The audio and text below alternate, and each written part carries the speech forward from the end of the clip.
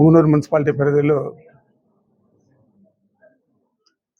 మామూలుగా సోమవారం అంటే ఫిర్యాదులు వాటి పరిష్కారం దొరికే ఆనవాయితీగా సోమవారాన్ని ప్రభుత్వ అధికారులందరూ కూడా దానికి కేటాయించడం జరిగింది.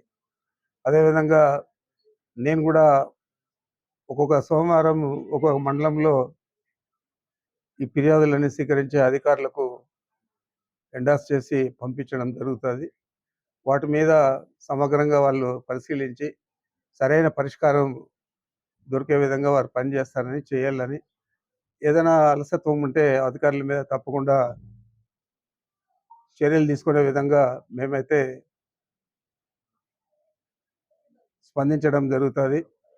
ఏదో ప్రభుత్వం ఉంది, దాంట్లో నలుగురు తాబేదారులు ఉన్నారు, వాళ్ళకు డబ్బులు ఇచ్చేసి మేమేమన్నా చేసుకోవచ్చు అని ఏదైనా ఆలోచన చేసే అధికారులు తప్పనిసరిగా వారికి మా కార్యకర్తలే తప్పకుండా సరైన సమాధానం చెప్తారు.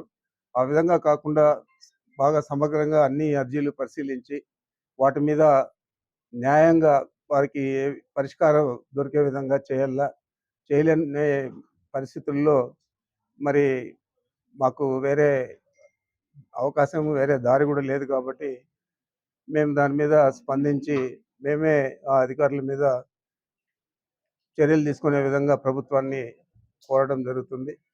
ఈ ప్రభుత్వం వచ్చిన మొదటి నుంచి కూడా ఇలాంటి పరిస్థితులను ఎదుర్కొనేదానికి ఏ రకమైన ఆలోచన కూడా చేయలేదు.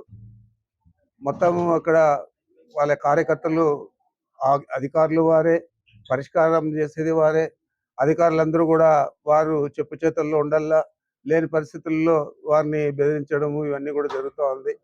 ఇవన్నీ లేకుండా న్యాయపరంగా ప్రభుత్వం ఏ విధంగా పేదల సమస్యలు పరిష్కరించాలో ఆ విధంగా పరిష్కారం చేయాలని చెప్పి నేను మీ ద్వారా ఈ ప్రభుత్వాన్ని డిమాండ్ చేస్తూ ఉన్నా. మరి ఈరోజు మీరు చూశారు, చాలామంది అర్జీదారులందరూ కూడా వచ్చి కలవడం జరిగింది, మున్సిపాలిటీ పరిధిలో ఉండేవారు. అదేవిధంగా ప్రతి మండలంలో కూడా ప్రతి సోమవారం కూడా పర్యటించి అక్కడ ఉన్న అర్జీదారుల సమస్యలని కూడా ప్రభుత్వ అధికారుల దృష్టికి తెస్తాం. తప్పకుండా దాని మీద స్పందించి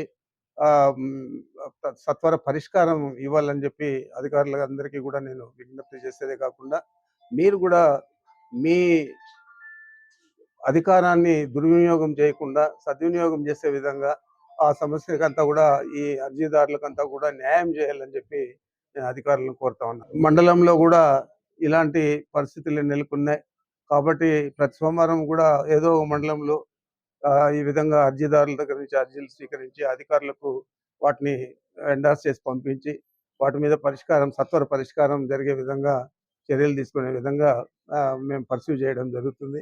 అదేవిధంగా ఈరోజు మున్సిపాలిటీలో కూడా వచ్చిన అర్జీలన్నీ కూడా ఎండార్స్ చేసి కమిషనర్ గారికి, అదేవిధంగా రెవెన్యూకి సంబంధించి తహసీల్దార్ గారికి, ఇంకా ఏదైనా ఇతర అధికారులు, ఇతర డిపార్ట్మెంట్లు ఉంటే వారికి కూడా పంపడం జరుగుతుంది.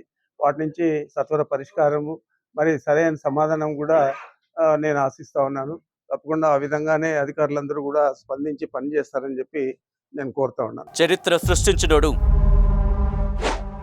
ఇప్పుడు ఆ చరిత్రని తిరగరాయబోతున్నాడు. అబద్ధాల గోడల్ని బద్దలు కొట్టి నిజాలను రాగా మీ ముందుంచబోతున్నాడు. నిజమైన వార్తల కోసం వెంటనే డౌన్లోడ్ చేసుకోండి రా యాప్ని.